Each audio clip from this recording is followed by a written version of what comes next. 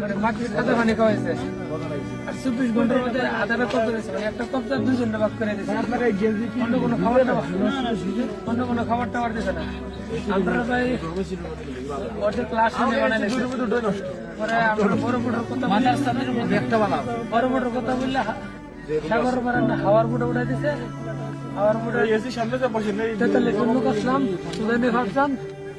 আর বাংলা 38 জন, বাংলা 38 জনের মধ্যে কিশোরগঞ্জ ছিলাম আমি একা, কিশোরগঞ্জ 10টা গ্রামের, আর সবাই ছিল সিলেটের। আপনার 18 জন লোক মারা গেছে। 18 জন লোক সব বাংলা লোক মারা গেছে। কয়জন ভাই? 18 জন। 18 জন লোক মারা গেছে, আর বাকি লোক আমরা বাংলা জীবিত আছি। মারা যাওয়ার পর তাদের লাশ কি ফেলাই দেয় সমুদ্র ফেলাই দিয়েছে। লাশ আমরা রাখছিলাম যেদিন, হ্যাঁ, লাশ পিছিয়ে গেছে লবণের পানির কারণে, লাশ পিছিয়ে গেছে। আমাদের অবস্থা দেখেন কি অবস্থা, আমাদের অবস্থা খুব খারাপ। সাগরে ফেলাই দিছে নাকি? সাগরে মানে আমরা যারা ছিলাম সবাই মিলে ফেলাইছি, না ফেলাইলে মানে লোড হলে তো মনে করেন যে আমরা বাঁচবো না, আমরা মারা যাবো। আমরা কোনো হেল্প পাই নাই, যার কারণে আমরা লাশগুলা যারা ছিল সবাই মিলে মানে সাগরে ফেলাই দিছে। লাশ পৌঁছে গেছে ভাই, কি করবো?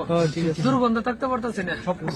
দুর্গন্ধ না, যদি দুর্গন্ধ থাকে আমরা তেমনি লাশ, যদি আরো রাখি তাহলে আমরা সবাই মারা যাবো। তাই যারা ছিল আমরা জীবিত সবাই মিলে ফেলাই দিছি। আর সুদানে যে ড্রাইভার আমরা লাগাতারি করছে, হ্যাঁ মে পাড়ায় আমরা হেরা কোনো আমরা স্যাটেলাইট ফোন দেয় নাই, স্যাটেলাইট কোনো জিপিএস দেয় নাই। এক দ্বিতীয়ত এরা সুদানি ড্রাইভাররা বলে সুজা বলে সার্ভে সুজা যাবে ভাই, 1 কিলোমিটার গেলে তার কোনো কিছু টাকা দেয় না। কোনটা দেশ কোনটা কি, ভুবন্ত সাগর তো বিশাল বড়। আমরা প্রায়